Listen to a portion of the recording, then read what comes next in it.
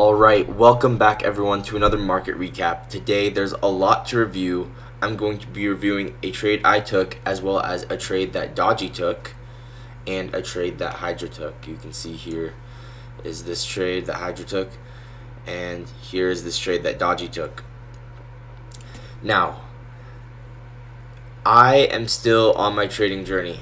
Some of you guys think that I am profitable, and I'm on my way to being profitable. I'm very close, but I still have some small kinks to iron out. I've been trading for 14 months now, and it's usually around this like 1 to 3 year mark where people in trading will turn profitable. And I do think that I have put in more work than the average trader. So I do think that I am really, really close. As you can probably see with a lot of these market recaps that I've done, I've covered on a lot of trading days, I will recap 5 to 6 profitable trades that you could have taken in that day. But I still make small mistakes and I still have things to iron out. And so today I did take a loss. But the crazy thing about this loss is that Justin Werland took the exact same loss, so I don't feel as bad about it. As well, it was a good loss because it was in line with my bias. If I had the bias right, then this loss really would not have been a thing.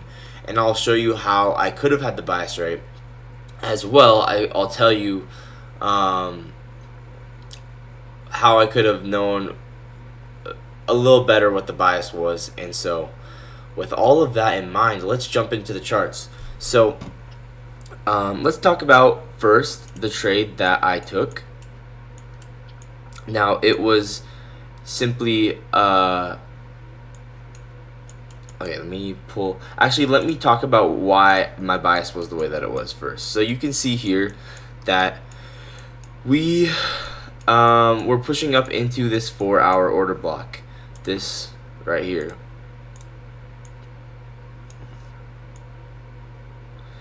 This final move up before this move down. Now, in reality, this order block, you could argue that this order block isn't as good of an order block anyways, because we didn't sweep some kind of high here. This is just a move up before a move down. There's no sweep. So this order block isn't high probability anyway. So that's something to keep in mind first. So we start to react off this order block, and so I come into the morning seeing we react off this order block, and I'm thinking AMD, right? AMD, accumulation, manipulation, distribution, because we have low resistance liquidity all through here.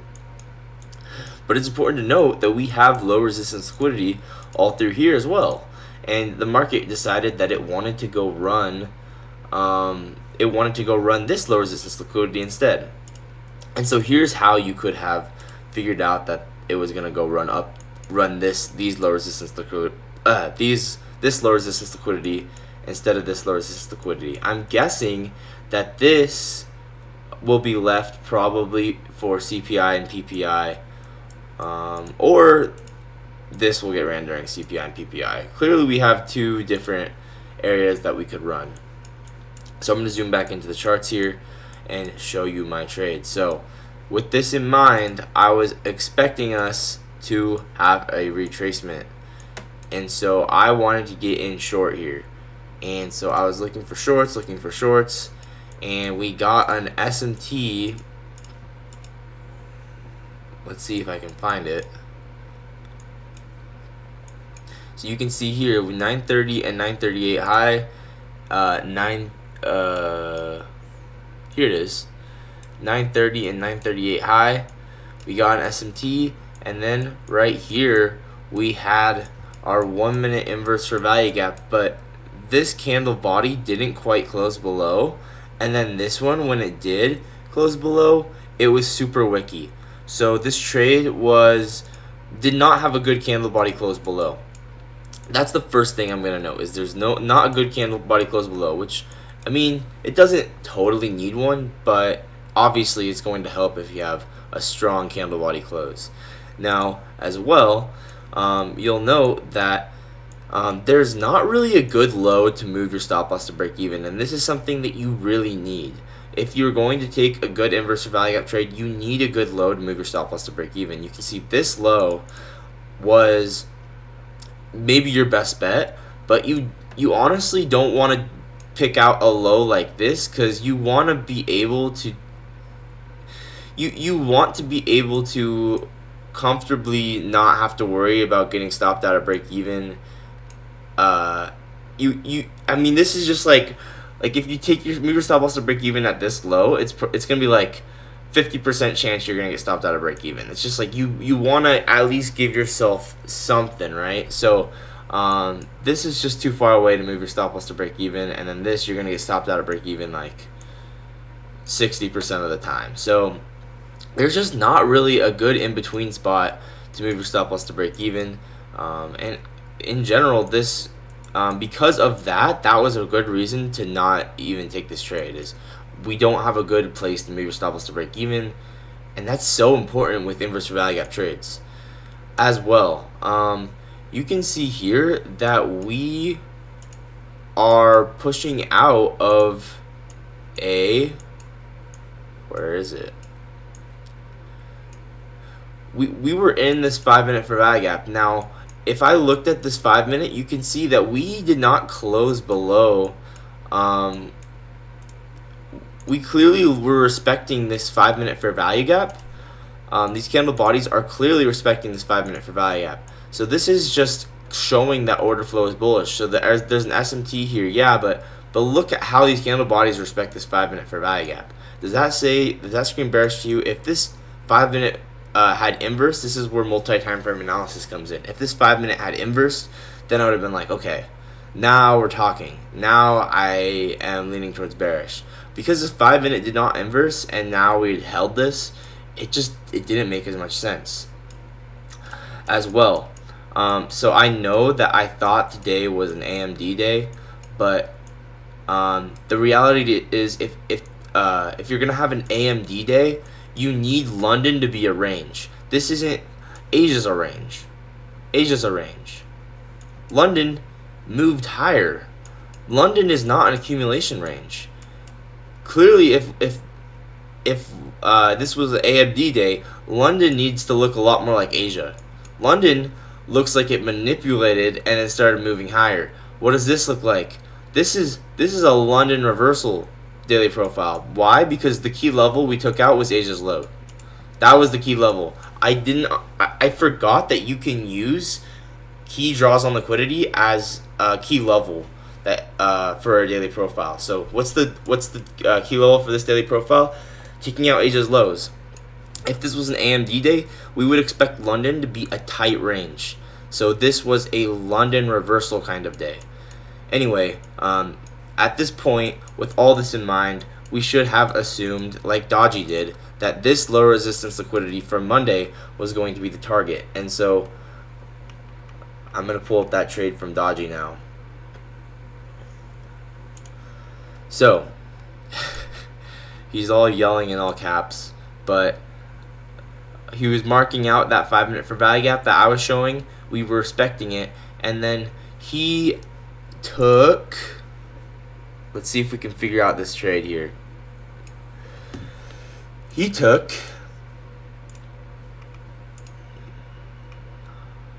now everyone's on the poll. I'll give my thoughts on this.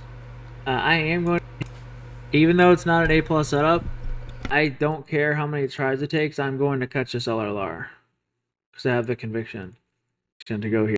I'm still willing to take the loss here, so I'm not moving the stop. Here. So the part that I don't get about Doji's trade is what inverse fair value gap did he take, right? So we're gonna try and figure that out real quick. So we were delivering from this 5 minute gap clearly, and then we come back up.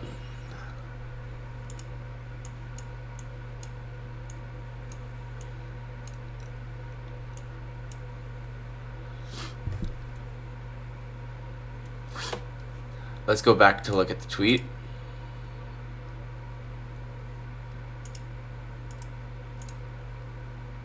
Really hard not to go to break even here, but I'm still willing to take the loss here, so I'm not moving the stop. Anyway,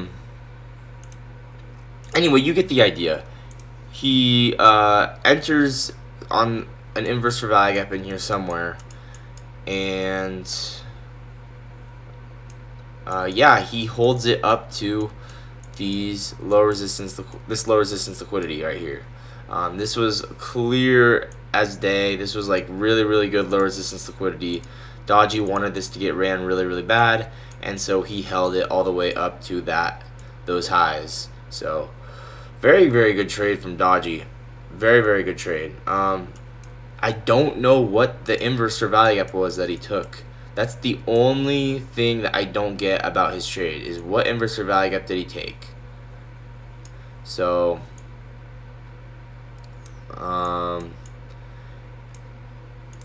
if someone can let me know what inverse for value gap Dodgy took, that would be super helpful, but I don't really see it right now, so we're gonna try and move on here. Now let's go look at that trade from Hydra. Okay, where's that trade? Here it is. So Hydra noted that we had SMT at these lows, and then we pushed back into this breaker, and then this OB. So from 20 until 40, so the Hydra macro. Okay, 20.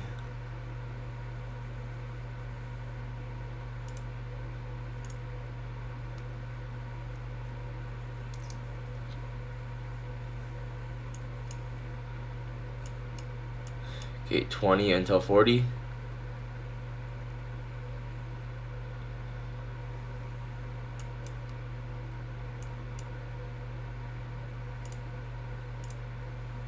Oh, it's 10:20 until 10:40. Okay. 10:20 until 10:40. So he traded all the way when we were up here. And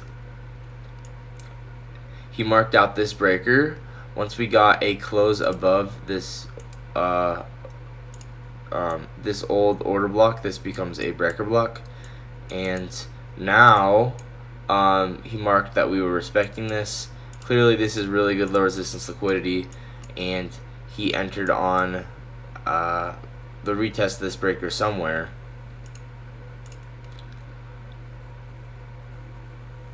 Or maybe he entered on the close above the breaker.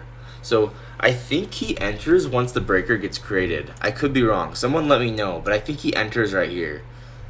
Let's look at that again. Yeah, I think he enters once the breaker gets created. So anyway, he goes long here. Boom. Stop loss below this fair value gap. And then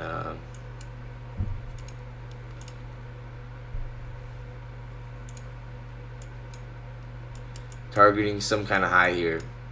And you'll note that we actually went up and marked, so this low resistance liquidity got ran, this low resistance liquidity got ran, this drawn liquidity that I marked out from the other day perfectly got hit. So I had this marked out when we were down here. This is the same line that I had marked out when we were all the way down here, and you can see this drawn liquidity perfectly got hit. This drawn liquidity with all of these relatively equal highs that I marked out from a long time ago, this got hit perfectly. This was high of the week, I'm pretty sure. So this is high of the week. High of the week was the end goal for today. This was the daily objective. If I go to the daily chart, you can see here. Yeah, wait, weekly chart. Yeah, it was the high of the week before today. So this was the high of the week. This was the daily objective, and we hit the high of the week clearly. So you can see this was clearly a London's accumulation, or no, Asia's accumulation. London manipulates into a key level around 3 a.m. This is Asia's low. So it was a London reversal day. We came back up. Then we manipulate down in New York, and then continue up to our high time, our daily objective, the high of the week. So very textbook day. I just happened to have the bias wrong, and I'm not gonna have the buy strong in the future because I'm going to know that Asia's low or like session or like draws on liquidity count as key levels. So this counts as a key level. So yeah, I'm getting a little better every single day. Now I did break my rules today, and I took 2 trades. This other one was a break even / win, but I didn't actually scale any at the low, so it was actually a loss. I mean, no, it was actually a break even.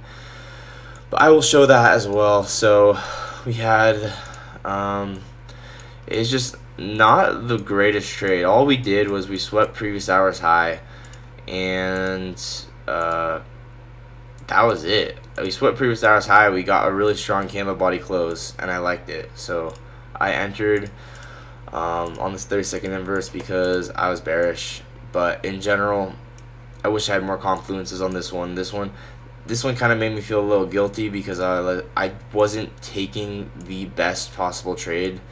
But this is a great one to have your stop loss right at the high of the inverse or value gap candle, and then take profit. One was at this low here. Stop loss to break even was in here somewhere. So yeah, stop loss to break even either here or here. So it was a break even trade. This should have been TP1. In the future, I'll try and make sure I take some off at these internal lows.